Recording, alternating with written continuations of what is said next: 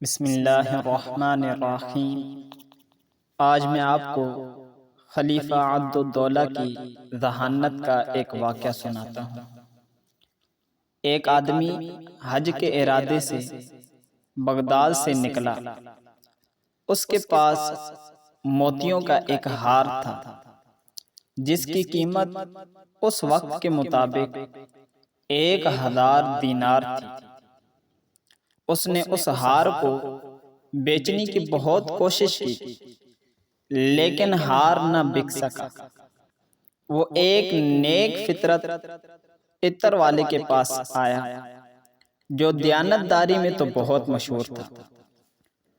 اس نے وہ ہار بطور امانت اس کے پاس رکھ دیا۔ پھر جب وہ حج کر کے واپس آیا تو عطر والے کے لیے ایک تحفہ لے کر آیا۔ عطر والے نے کہا، تو کون ہے؟ یہ کیا ہے؟ تو وہ حاجی کہنے لگا کہ یہ میں تمہارے لیے تحفہ لایا ہوں اور میں تم سے وہ اپنا ہار جو میں نے تمہارے پاس امانت رکھا تھا لینے کے لیے آیا ہوں۔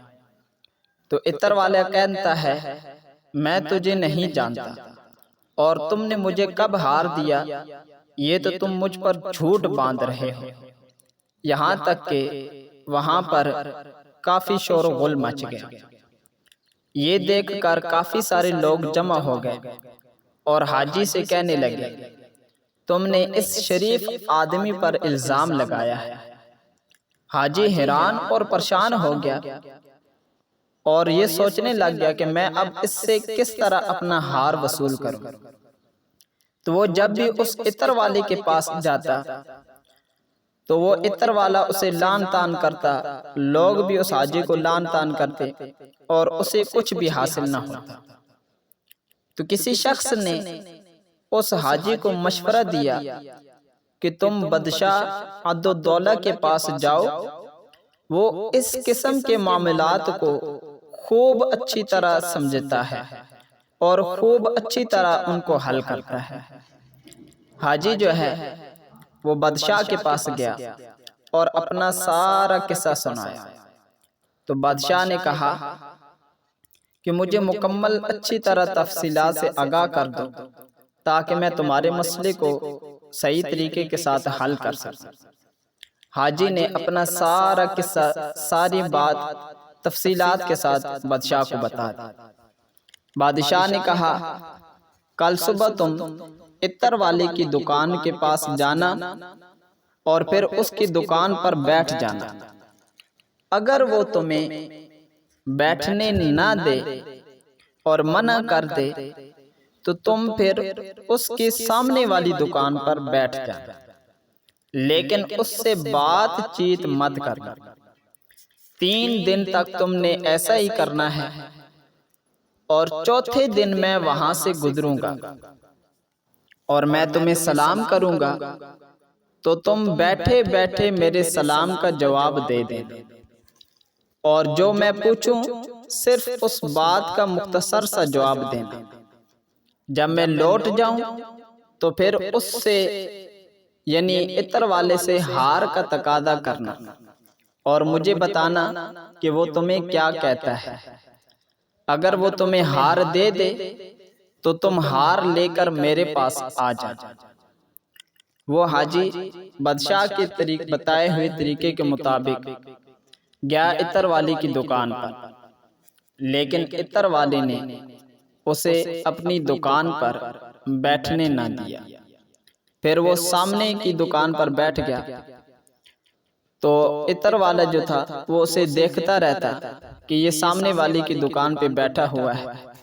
3 دن اسی طرح گزر گئے۔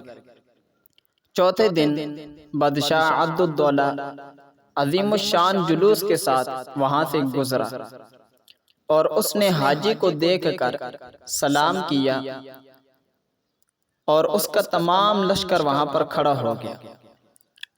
تو حاجی نے بیٹھے بیٹھے ہی بادشاہ کے سلام کا جواب دیا۔ تو بادشاہ نے حاجی کو کہا، بھائی کافی عرصہ ہو گیا ہے، تم ہمارے پاس کوئی حاجت لے کر نہیں آئے اور نہ ہی ہمیں ملنے آئے۔ تو حاجی نے اسے کوئی معقول جواب نہ دیا۔ تو عدالدولہ اس سے سرگوشی کرتا رہا۔ اس دوران بادشاہ اور اس کا تمام لشکر وہیں پر کھڑا رہا، اور عطر والا یہ سب معاملات دیکھ کر بڑا حیران و پریشان ہو گیا کہ اب کیا کرے۔ جب بادشاہ عدالدولہ وہاں سے چلا گیا تو عطر والا حاجی کے پاس آیا اور کہنے لگا کہ بھائی، تم نے مجھے وہ ہار کب دیا تھا اور کس چیز میں لپیٹ کر مجھے دیا تھا؟ شاید مجھے یاد آ جائے۔ تو حاجی نے مکمل تفصیلات سے اس کو آگاہ کیا کہ میں نے تمہیں وہ ہار اس طرح دیا تھا۔ تو وہ عطر والا جا کر اپنے سامان میں ڈھونڈنے لگا، تو اسے وہ ہار مل گیا اور اس نے وہ ہار لا کر حاجی کے حوالے کر دیا اور کہنے لگا کہ افسوس، میں تو اس ہار کو بھول ہی گیا تھا۔ اگر تم مجھے یاد نہ دلاتے تو مجھے یاد نہ آتا۔ لیکن حقیقت میں یہ تھا کہ وہ عطر والا اس کے ہار کو ہڑپ کرنا چاہتا تھا، اس لیے پہلے ٹال مٹول سے کام لے رہا تھا۔ تو کافی بار اس نے اس حاجی کو روانہ کر دیا واپس، کیونکہ اس کا ہار بہت قیمتی تھا اور وہ اس کے ہار پہ قبضہ کرنا چاہتا تھا۔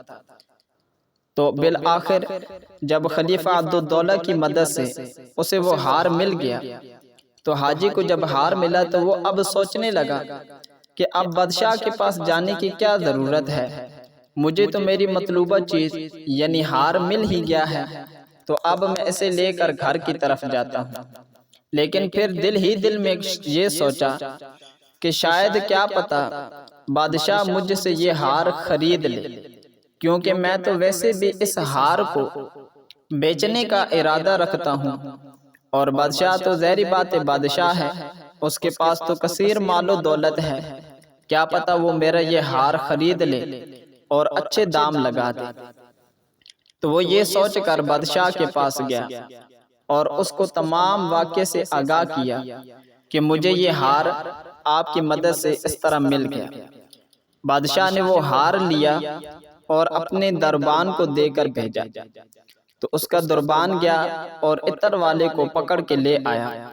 وہ ہار اس عطر والے کی گردن میں ڈال کر اسے سولی چڑھا دیا گیا اور یہ اعلان کر دیا گیا کہ جو امانت میں خیانت کرے گا اس کی یہ سزا ہوگی۔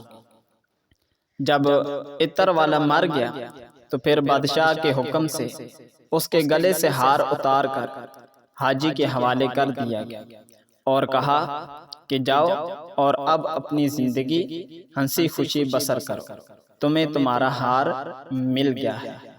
دیکھیں کہ جو شخص امانت میں خیانت کرتا ہے تو وہ شخص ہمیشہ نقصان اٹھاتا ہے، اس کا کبھی بھی فائدہ نہیں ہو پاتا، کیونکہ امانت کی چیز میں خیانت کر کے کوئی شخص نفع نہیں پا سکتا، کیونکہ آقا کریم علیہ السلام کی حدیث مبارکہ ہے۔ آقا کریم علیہ السلام نے ارشاد فرمایا، رسول اکرم نور مجسم شاہ بنی آدم صلی اللہ تعالی علیہ وسلم نے ارشاد فرمایا، منافق کی 3 نشانیاں ہیں، جب بات کرے تو جھوٹ بولے، جب وعدہ کرے تو وعدہ خلافی کرے، اور جب اس کے پاس امانت رکھی جائے تو امانت میں خیانت کرے۔ اور مسند امام احمد بن حنبل کی حدیث مبارکہ ہے، آقا کریم علیہ السلام نے ارشاد فرمایا، جو امانت دار نہیں اس کا کوئی ایمان نہیں، اور جس میں عہد کی پابندی نہیں اس کا کوئی دین نہیں۔ اور مسند امام احمد بن حنبل کی ایک اور حدیث مبارکہ ہے، اس کے راوی حضرت سیدنا ابو امامہ رضی اللہ تعالی عنہ ہیں۔ رسول اکرم صلی اللہ تعالی علیہ وسلم نے ارشاد فرمایا، مومن ہر عادت اپنا سکتا ہے مگر جھوٹا اور خیانت کرنے والا نہیں ہو سکتا۔ اللہ پاک ہمیں امانت داری اپنانے کی توفیق عطا فرمائے، جھوٹ اور خیانت سے بچنے کی توفیق عطا فرمائے، اور اس پیغام کو دوسرے لوگوں تک پہنچانے کی توفیق عطا فرمائے۔ آمین بجاہ النبی الامین صلی اللہ تعالی علیہ وسلم۔